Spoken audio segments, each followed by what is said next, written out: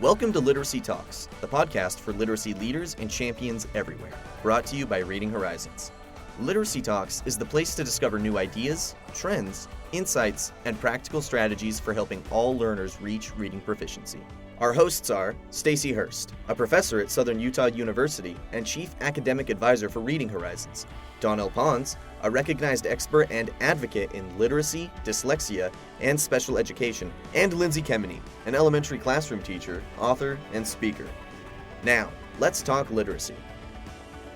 Well, welcome to this very unique episode of Literacy Talks. I'm Stacy Hurst, I'm the host, and I'm joined in real life today by Donnell Pons and Lindsay Kemeny, and we are coming live from the Reading League Conference. It's the 8th one, 2024.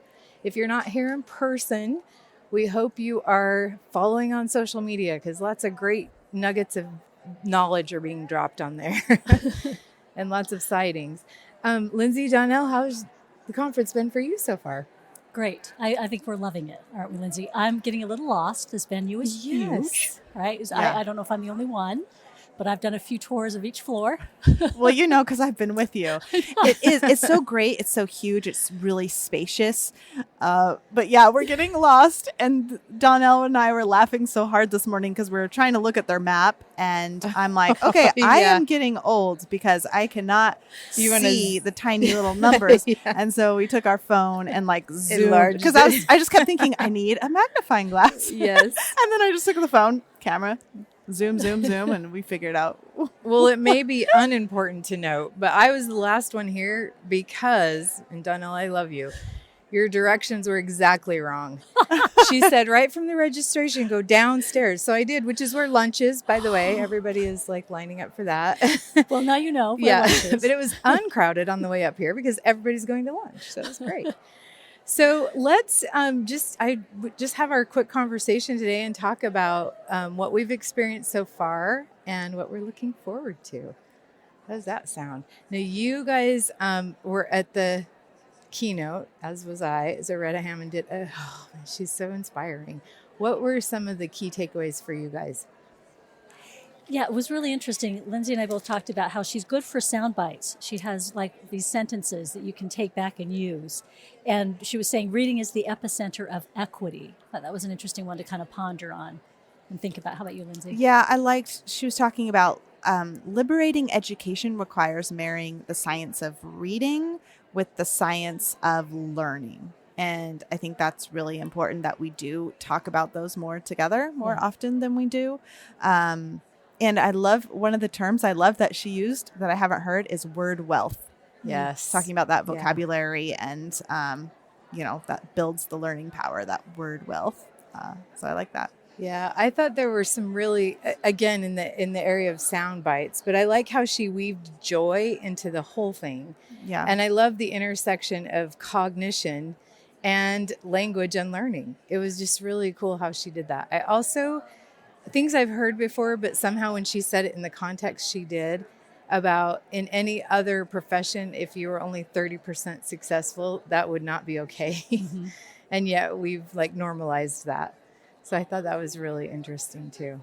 And that practical way of looking at, are you reading with your students? Have you heard them read? Those things that maybe you get so deep in you don't remember to do, but remember that tells you a lot about your student. I thought that was good too. Yeah, for sure. One thing I kind of was questioning, maybe I don't know if I agree with, is that she was talking about that we have a tendency, like teachers, to over scaffold. Yes. And I was just wondering what you guys think about that, because I actually feel like we have more of a tendency to under scaffold and just think our students can do it and send them off to do it independent. And we need more of that guided practice, more of that scaffolding. I don't know.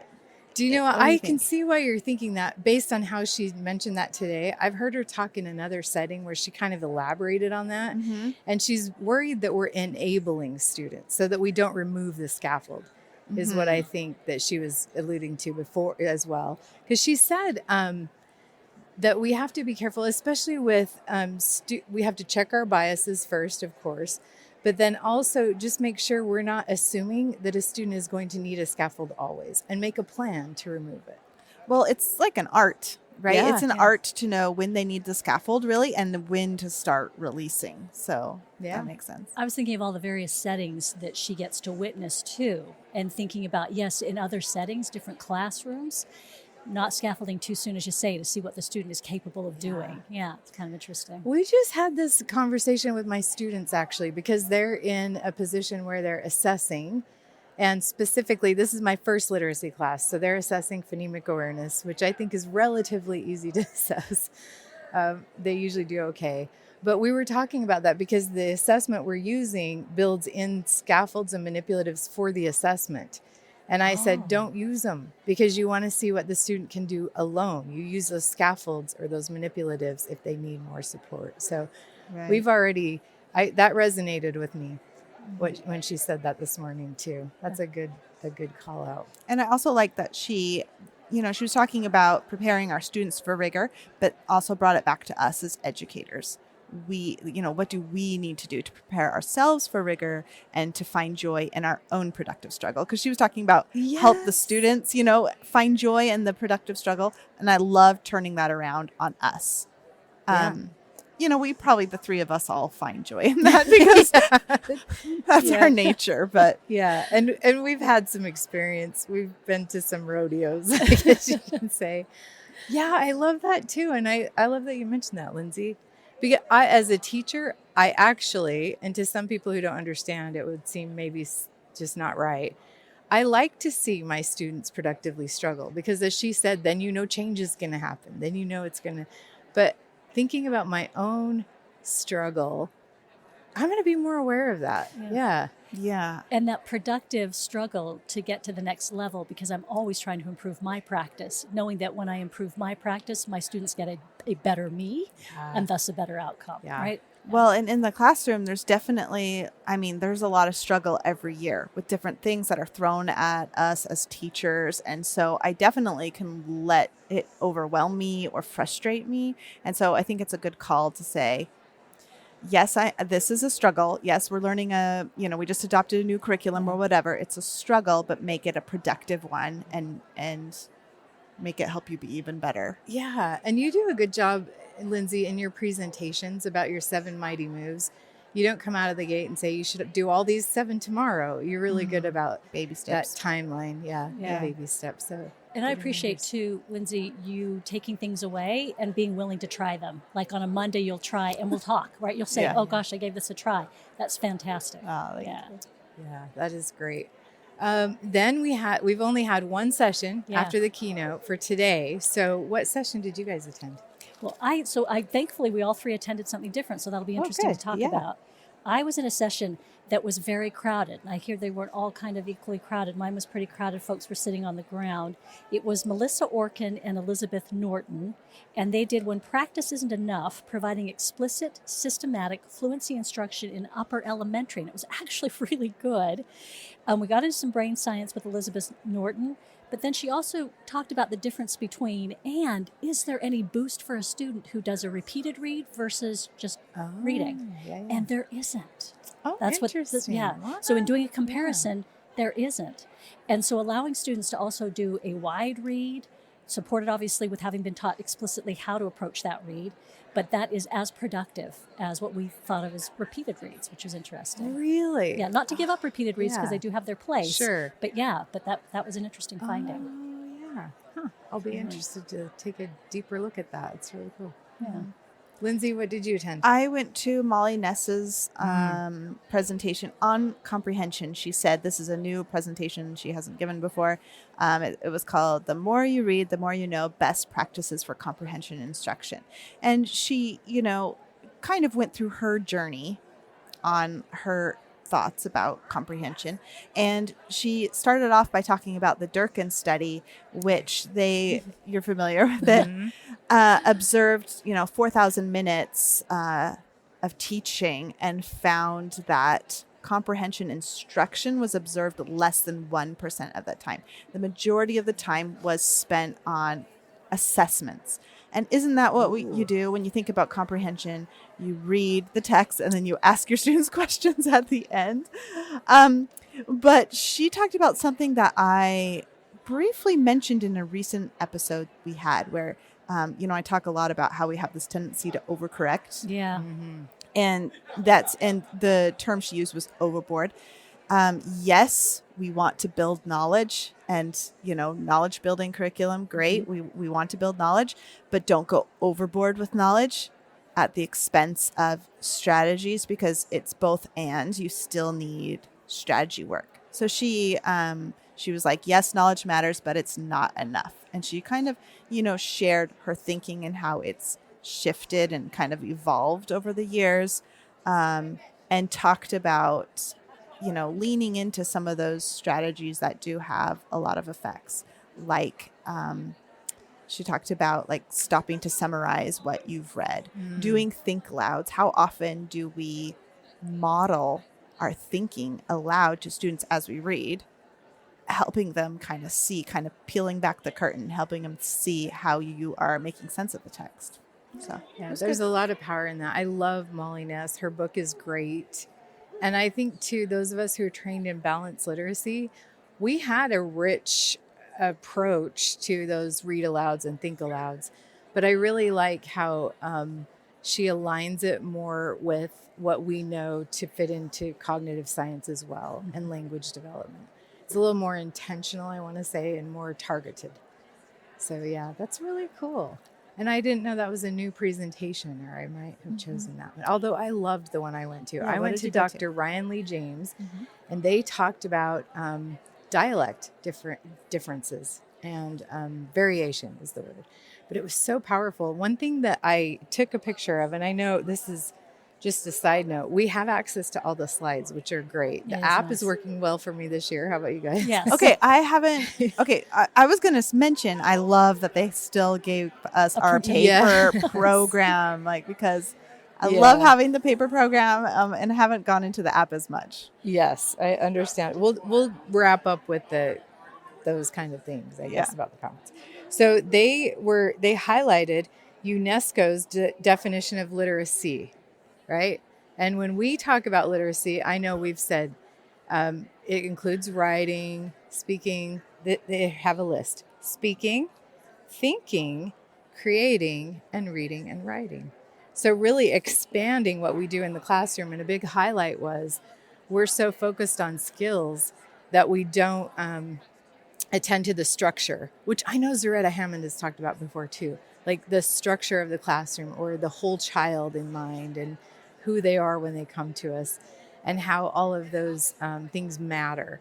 And then what is good, reiterated, something that we've heard often at the Reading League conferences, what is good for all kids and harmful for none, right? That you have to be inclusive about differences in dialect. So, and I think Dr. Hammond mentioned that this morning a little bit as well. Yeah. Speaking and listening. I think we've overlooked those for so long. And, we just had recorded an episode on oral language, and it's just, we can't take that for granted. Yeah. And Dr. Ryan Lee James is a speech and language pathologist. So that's the lens that she looks at literacy through. And she gave us a whole list of things to look for students who might have some language processing issues. And they're very practical. Like if they can't follow multi-step directions, or they have a hard time understanding what you mean when you say, do you have a question? If they just make a statement, right? Just those kind of things. It was really good. And I had to duck out just a little bit early, so I had time to get lost based on Donnell's directions. Sorry, I have been everywhere. Oh, well, we were like, all right. I got here. Now we understand the map, but how does that relate to where I am right now? That was my problem. I was you. looking at it going, well, they have designed and communicated each floor brilliantly, but how do you get to the floor? Like, where is that? Yeah. Yes. One thing we didn't mention when we started out at the keynote this morning, they did have us have a moment of silence for the folks who have been impacted by the hurricane, and we are in the region. That's true. And so just being thoughtful of that, it has been a presence here at the conference. I remember up to the conference checking in to make sure we're still going to have the conference, and just being mindful that even though we're having a great time in this part of the state, there are still folks who are really suffering, and just to be mindful of that and help where you can. Yeah, that's impactful. Yeah. Great. And speaking, to segue to a lighter topic, the weather. the three of us are from Utah, and when we landed, and I got here on Tuesday, Monday. Thank you. Sometime this week. It was actually cooler here in North Carolina than it was in Utah. Crazy. I know, and it's mid-October. But today I feel like the weather here is delightful. Yeah. So pleasant. It's fall-like. So was your session packed this morning? Oh, no, it wasn't. How Okay. about yours? Because both of ours, we had tons of people sitting on the floor, and I was just like, oh no, like, because this is such a huge venue, but I'm just worried that there's not enough breakout sessions. I don't know. We'll see. But maybe it was just our two, the ones we chose, and the others were fine. It did make it easier to decide where to go. That There's fewer choices. There's a chair. Yeah. Oh, that's true. When you're looking through them, it is sometimes. Yeah. Like, I when want to you're go to all of indecisive. them. Yeah. Yeah. Yeah. Speaking of which, what are you guys looking forward to maybe next or even today and tomorrow? I'm going to have to pull up my There's agenda. some really good choices on the docket. Carolyn Strom is doing Understanding the Early Reading Brain, Building Capacity, Not Compliance. Sounds like a really Have you interesting- seen that one before? I haven't. I recommend it. Okay. She's great at describing all of those neuroconnectivities. Yeah, She uses something like, is it called Brain City or something? I think so. Yeah, it's a good, it's a great one. You would really enjoy that. I'm excited for Kay Wijikumar, even though I have taken her knowledge acquisition and transformation course. I'm still going to go to her session as a little refresher, and I'm excited to see her live. Nice. I love how her name just rolled off your tongue. Oh You've yeah, practiced. Oh, that I was haven't practiced, impressive. but I've heard it. And Elsa Cardenas Hagen. I'm going to go Always to good. hers, and Dill Webster's on structured literacy. I got to learn from both of them yesterday. So we had a STARS Higher Education Summit, and we got to hear from the keynotes were Dr. Cardenas Hagen and Wes Hoover, Dr. Hoover. And he talked about the simple view of reading. And I noticed that he has a session based on that. I do recommend it because it will help refine to your point about going to something you're already familiar with and you're just refining knowledge. I found it very valuable. It was so insightful. So, And I'm speaking tomorrow, so fingers crossed everything Yay. goes well. My laptop doesn't die or anything. Yeah. Actually, That's right, actually, last they time. have computers for us. I Yeah. guess I don't have to worry about that. So far, the session I was just in, they had a little issue with the sound for a minute, but it got Oh, fixed really? right away. So I think you'll be fine. Oh, great. And Yeah. then you two will appreciate this. We've been doing a little series on dyslexia. The first one was my husband. Yeah. So I sat down in a session. Someone said, "Where's your husband?" Oh, yes. It would be nice to because- have him yes. here. He's so helpful. We We talked about mentioned that that, on the last, in at our- Big Sky. We Yeah. talked about that. Yeah. And we've probably mentioned it multiple times Yeah. because we do love when Curtis comes. I know. In fact, this morning would have been handy I because know. I thought Donnell was in my choice B session and she wasn't. So I You could have sent him there. said, Yeah. Curtis, go to this one. Yeah. Yep. Darn it. We'll have to bring him to the next one. I'm looking forward to this afternoon. Dr. Jamie Peevler is talking about building your scientifically based ELA block. And I'm always interested in that. She's great. Yeah, she really Love her. is very knowledgeable and practical in her approach to things. I also, that's something that I think never gets old because there's so many ways to organize an ELA block. Yeah. So I'm looking forward to that. And Alex Shelton this afternoon is doing Supporting Secondary Students' Literacy Outcomes Using Evidence-Based, Culturally, and Linguistically Responsive Instruction. That's a lot. Yeah. So I'm expecting a lot. Good, good. The bar has been set. Yes.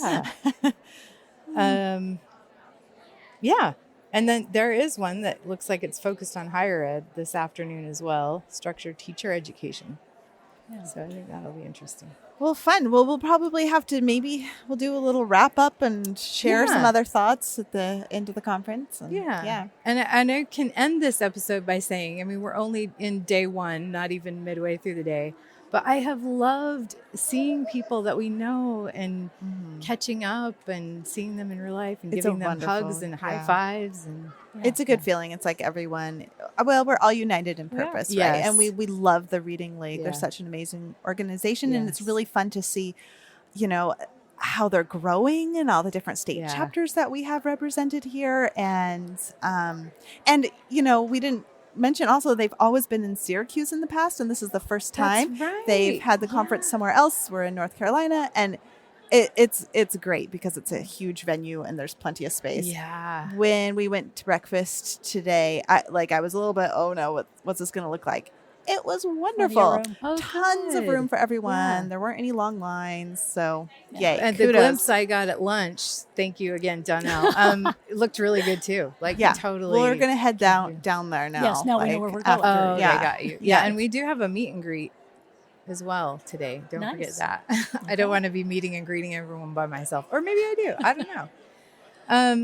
Yeah, the other thing I wanted to mention is just those conversations that you have with people. I have met so many nice people.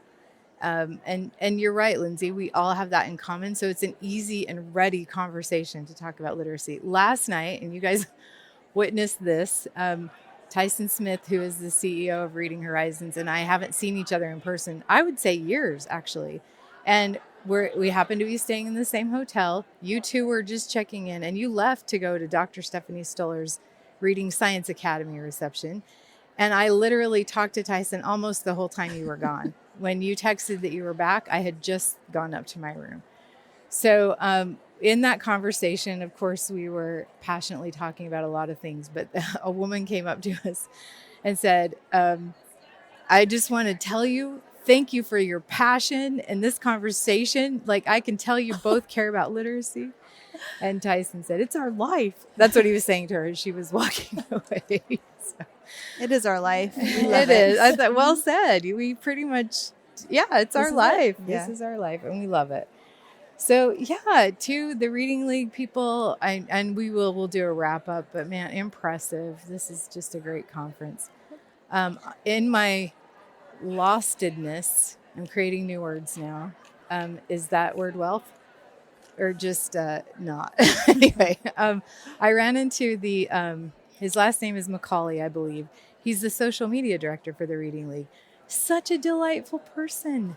And everybody from the Reading League, you'd think they would be stressed and anxious because they're just so calm and helpful and smiling. And it's great. Well, it's good to have this conversation. Thanks so much, guys, for joining us all and interrupting our lunch and having this talk. But it's good to have, and we'll follow up with a recap after we've experienced the rest of the conference. Any parting words or thoughts?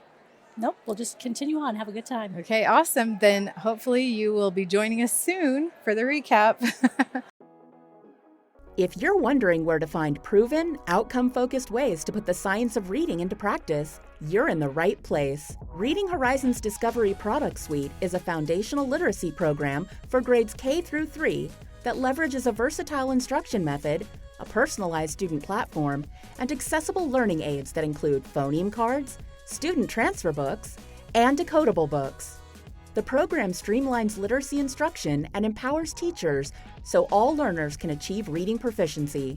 Go to readinghorizons.com/discovery to learn more and download the complete program details today.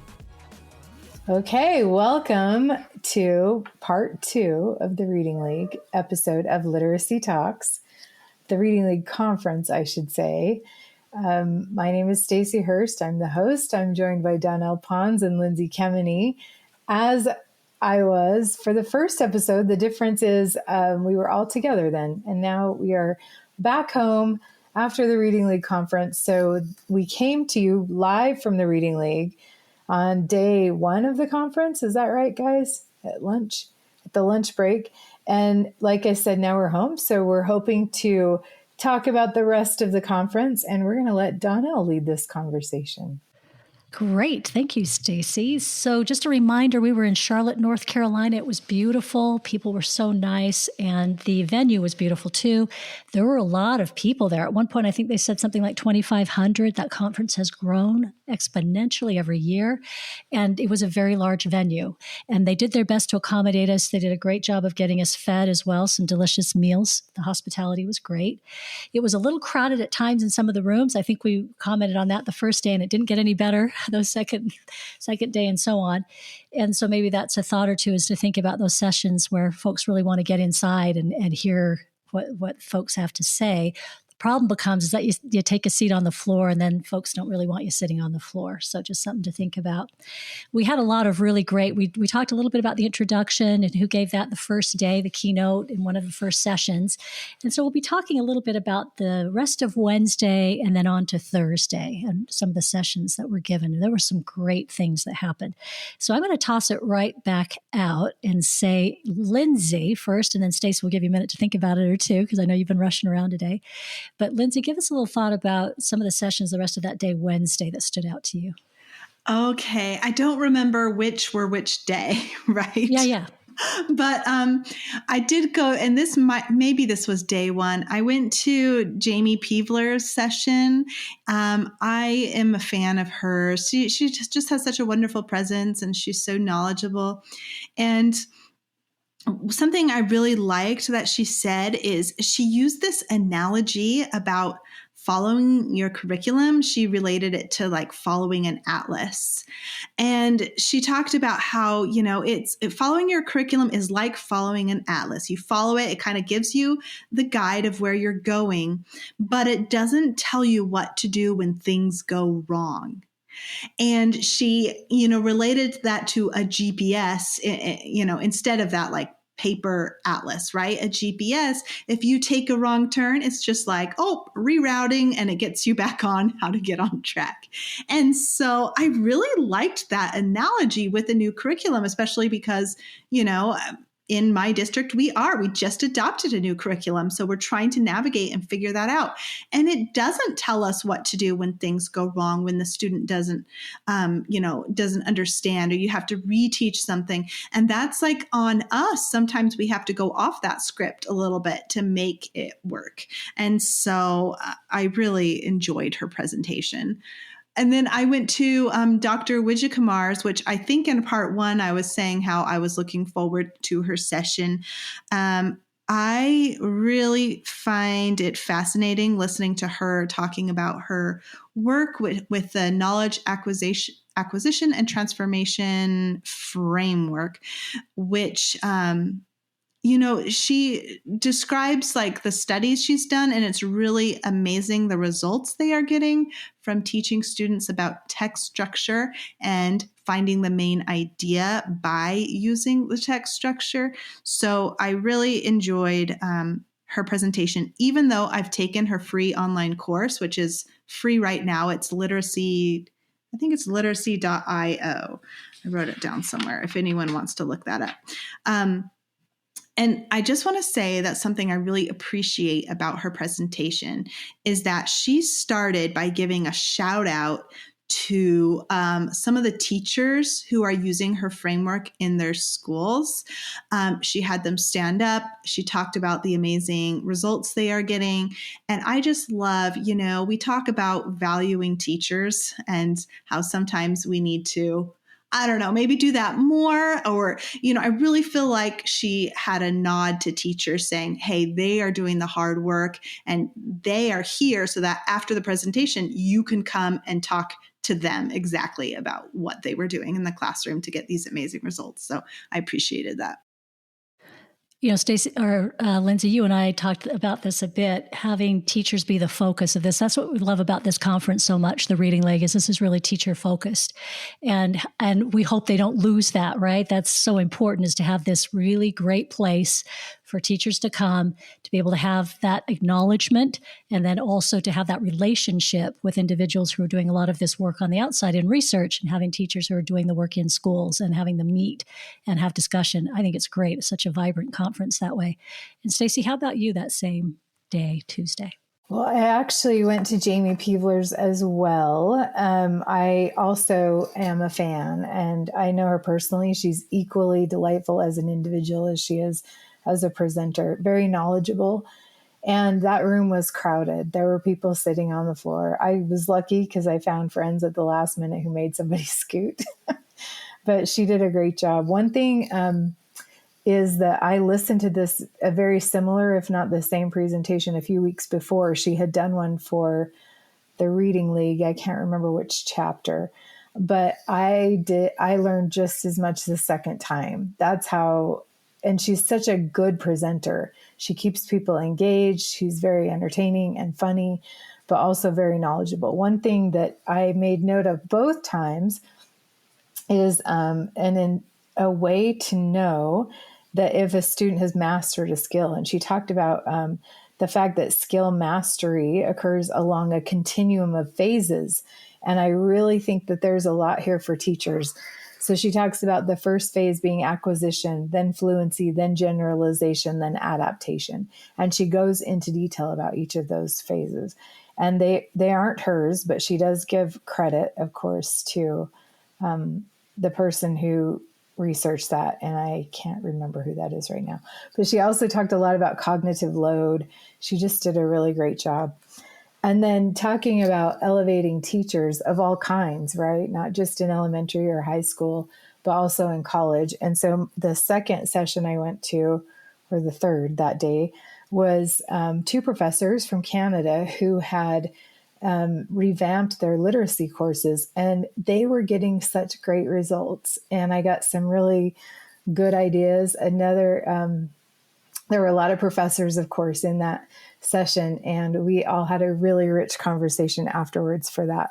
But they really did change their practice from balanced literacy. They were teaching 3Qing, Fountas and Pinnell, and totally aligned it. So a lot of respect for them and for the results that they got.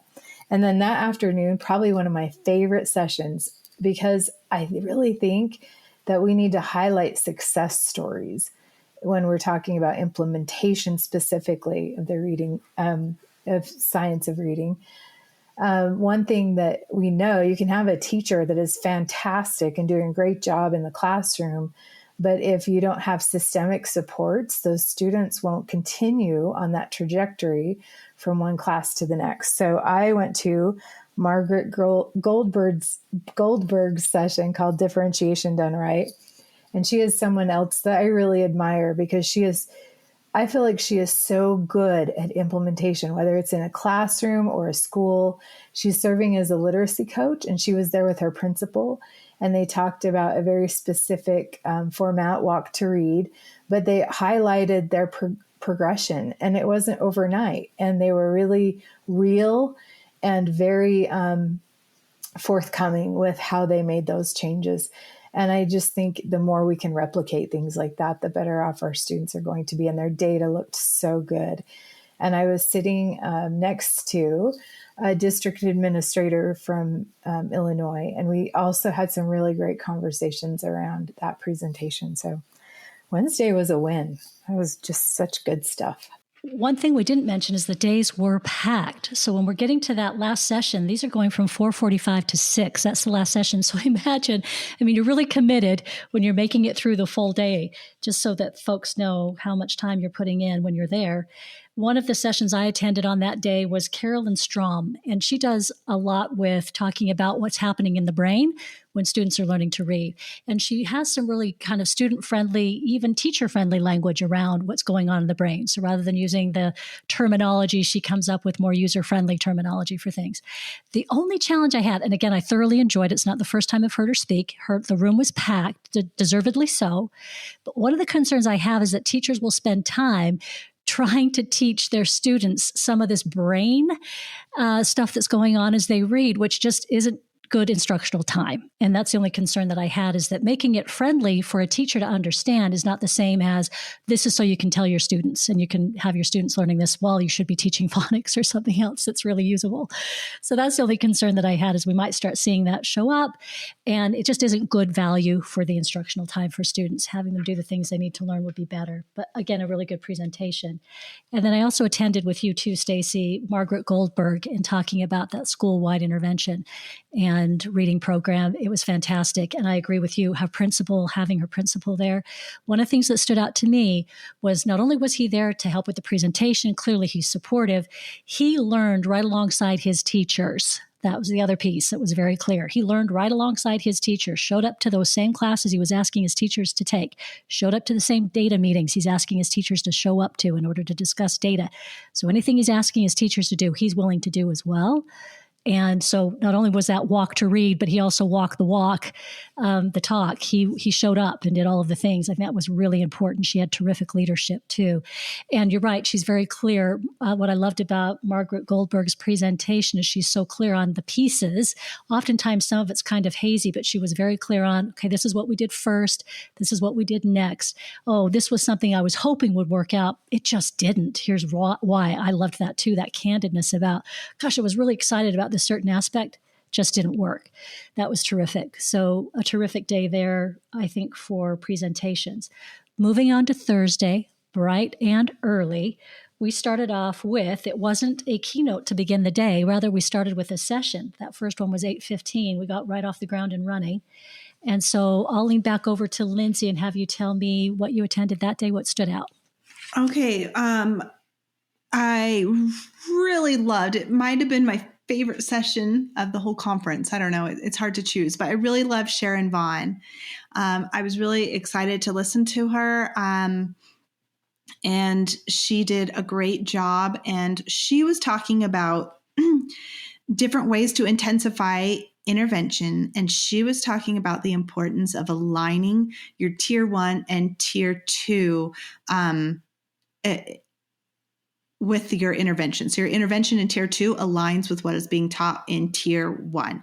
And it was really fascinating listening to her talk about her studies, the studies she did, where they just started with a comprehension intervention and then they studied it where, it was aligned tier 1 and 2, doing the intervention in just tier 2 and not tier 1. And then like a business as usual was the third. And just clearly aligning that comprehension intervention in tier 2 while it was also being taught in tier 1 was, very significant results, like much better than the other things they were comparing it with. So I just thought, gosh, that's exciting and maybe something we need to look more into. And it can get complicated, right? Because you have different programs maybe in tier 2 or tier 3 than what's happening in tier 1. But it can be really powerful if we align those things, if there's like an evidence base, right? Of course, if we don't have a strong tier 1 that doesn't follow the science of reading, we're not going to get good results by double dosing that. But yeah, it was a really great presentation. And how about you, Stacy? Well, I don't know if we can go right to the keynote, but I thought that was really good. There we had Dr. Erie and then Barbara Foreman. And I thought that was a good pairing because Dr. Erie really set the stage with the research. And then Dr. Foreman talked about how to implement that research. And I thought each brought a lot of good information to the table. What did you guys think of that? Yeah, I think it's always interesting when Erie does I'm going to do air quotes here if you can't see me, but maybe you can, presentation, it's reading. And folks don't, Stacy, you told me that years ago before I'd actually heard her. And I'm like, yeah, whatever. She might look at her notes a couple of times. No, she's reading from her notes. So if people aren't expecting it, and you can see there's always people who don't expect it. And when she's in 10, 15 minutes in or 20, and folks are realizing, oh, she's going to read this, that's really interesting. It can be different because you're not used to that, right, as a presentation. Yeah. It's always really good though. Yeah.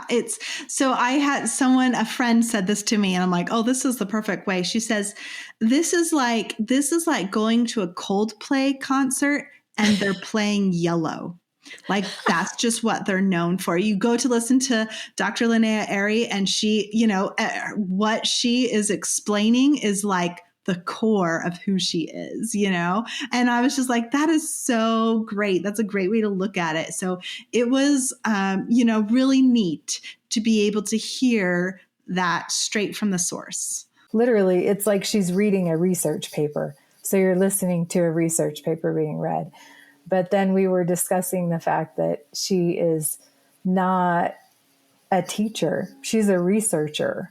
And she teaches obviously at a university level, at some point, but her training isn't in teaching. It's just the purest form of research that you can get. So I thought that was Really interesting to note. It was interesting. Barbara Foreman, when she put up as part of her presentation, had done a comparison of text by some of the large publishers of text. And what they were finding is that the text available for students that followed any sort of alignment with how they might learn in a phonics program was completely out of alignment.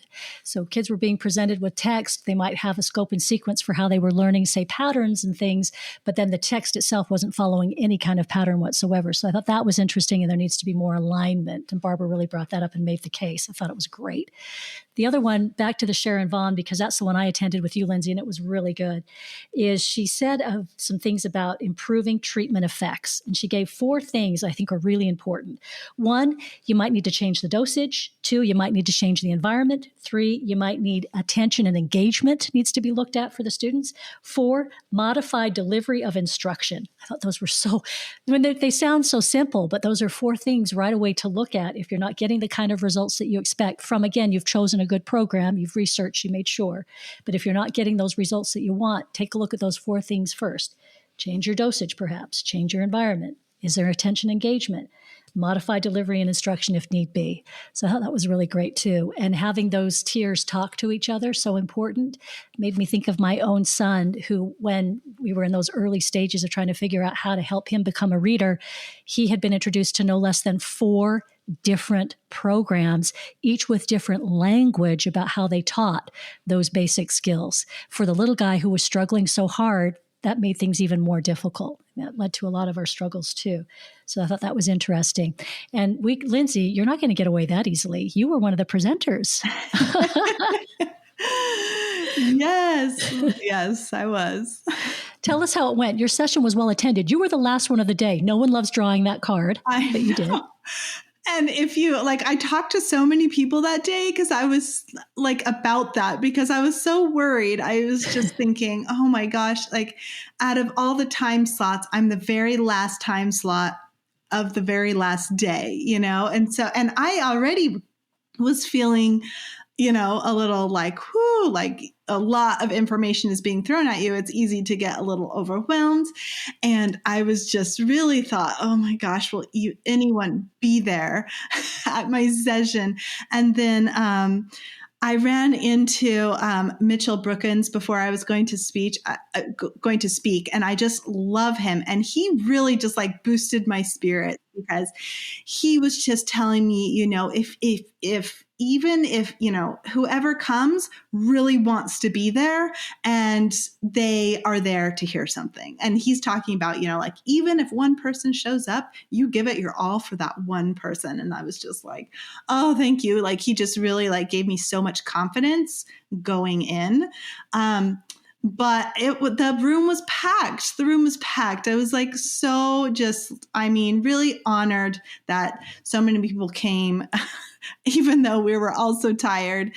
And it was the best crowd, I have to say. It was the best crowd. They were amazing. And then my favorite part was just at the end, because I just had, a line of people that were talking to me afterwards, and people crying with me, laughing with me, explaining how something I said changed something. One person had said, hey, I just emailed you a year ago and now this is what's happened. And I'm like, this is amazing. And it was so wonderful. I just felt it was just so special meeting all these wonderful educators that I was just so impressed with. So it was just such a neat way to end the conference, because this conference in general, you feel the love. It sounds so cheesy, but you go and you're united in purpose, and we can set aside, our differences and talk about what's best for kids. And so it was a wonderful way to end the conference. It was just really meaningful to me. I'll totally remember that, and meeting all those beautiful, beautiful people. It was amazing. And, Lindsay, I'm impressed, because oftentimes I get to stand next to you as somebody says, oh, Lindsay, and comes up to talk to you. And I love that, because it really is teachers for teachers about teachers, which is great. And that's exactly what you want to see. It's such a terrific environment. Loved it. And so many great stories, as you say, people so genuine, so interested, so engaged, and also appreciative, not only of having the recognition, but also having some resources, which is terrific. And so I agree with you. It was fantastic. And I'm so glad your session was well attended. Yeah. Right before your session, there was one that I loved to see too at this conference, and I want to see more of it. And it was a panel of pediatricians who are interested in supporting the science of reading and doing what they can do to help see if they can be a part of screening, be a part of helping their families find resources. And I think that is a really important organization to involve in this with all of us. And so I was pleased to see them at this conference. And I'm hoping to see them at others. And I'm hoping to figure out a way in which all of us can get together in this space to get more people to get screening, to get intervention as soon as possible. So I thought that was great as well. Yeah. And Lindsay, we wanted to come to your session, but we had a plane to catch and we had to leave the previous session early. And I was in Pam Kastner, Erin Amy, and Tambra Eisenberg's session, which was fantastic. They were talking about getting started with structured literacy in grades 3 through 5. And Pam Kastner apparently is retired, but she says she's failed at retirement. So I thought that was great. Because she's always so willing to share great things. And then on the same note, because I know Donnell won't toot her own horn, but there were so many people when I was with Donnell that came up to her close to tears or not, but just so grateful for her podcast episodes on dyslexia. So many of them mentioned the one with Curtis. If you haven't listened to that, please go back and listen. It is so powerful. But I think every 10 feet, somebody said something to her. So that's so great. That is very sweet of you. I think my favorite comment was sitting in a session. A woman leans over to me and very gently she says, "So is Curtis here? Is your husband here? Did he come?" As if the two of us now travel together as a pair. I thought it was great. Yeah, we all missed Curtis. We love him at conferences. There were sessions we would have liked to send him to. Dang it. Some of my most memorable conferences are with Curtis. That's so true. He does do well at a conference. We've talked about that before. Yes. Again, if you can't hear through this podcast, we had a great time. We really did. We had a really good time at yet another Reading League conference. It's fantastic. We're also getting in our own state. We're going to be having a chapter here that will be official soon. It'll be great to have one in our state. Many states have them, and that's terrific too to be involved with is your local chapter. And then this national organization that puts on, hands down, a really good conference that was just fantastic. And they're always very accommodating, very helpful, and really thoughtful about who they have on their program. That's demonstrated by you see who the speakers are. They're trying to fill out different areas, reach into spaces that maybe you don't have a lot of background in and try to help you there by bringing folks to the conference. I think it was great. And so we're very appreciative. Once again, another great year at the Reading League Conference. And as you could hear in some of our comments, we thought there were fantastic people. We also want to acknowledge at the end of this podcast too, we did it in the first one as well, that we are aware of some folks who are in North Carolina and across the country in different areas that were impacted by the hurricanes. And they acknowledged that at the conference. And we want to acknowledge that again, that even though we had a lovely time in your state, it was fantastic to be there in Charlotte. We also realize that there are folks who are still struggling and need help. And we want to recognize that. But it was a fantastic time. I was impressed how many people I met from North Carolina and from Asheville even that were there. Talk about dedication, I would say. Yeah. And next year it's going to be in Chicago, the Reading League Conference. So watch for that. I think you can register right now. It's open. It's October 2025 in Chicago, Illinois. So fingers crossed. Another great one. Yeah.